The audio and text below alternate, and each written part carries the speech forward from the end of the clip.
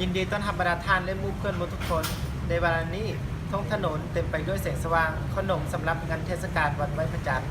วางขายอยู่ทั่วทุกคนแห่งในขณะนี้ที่มีเต้นรำสิงโตอยู่ทั่วทุกเส้นถนนนั้นแสดงว่างานบุญเทศกาลไหว้พระจันทร์ใกล้จะมาฮอดแล้ว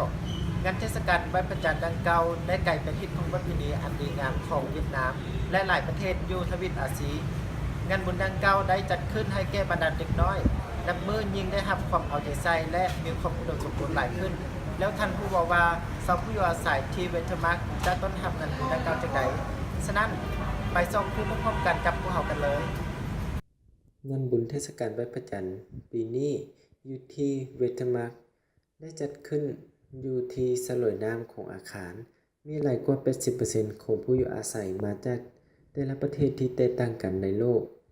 งานบุญเทศกาลเป็นโอกาสที่จะแสดงและเฉลิมฉลองประเพณีวัฒนธรรมที่จะมอบให้บรรดาเด็กน้อย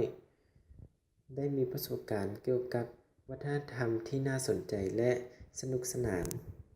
ก่อนที่จะเข้าร่วมในงานการแข่งขันปั้นรูปสัตว์ด้วยหมากไม้เพื่อที่จะจัดอยู่ในภาคขวัญและเฮ็ดปุงเป้าที่สวยงามสาวผู้ใหญ่ใส่ก็ได้ถ่ายรูปเป็นที่ระลึก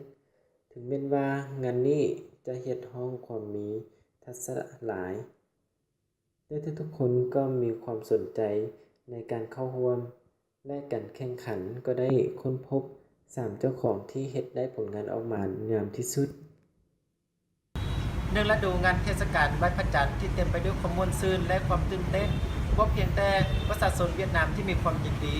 ต้อนรับแต่ก็ยังมีความม่วนซื่นความรู้สึกอบอุ่นและประสบการณ์ใหม่ๆที่น่าประทับใจสำหรับคนต่างประเทศที่อาศัยอยู่ที่เวนิส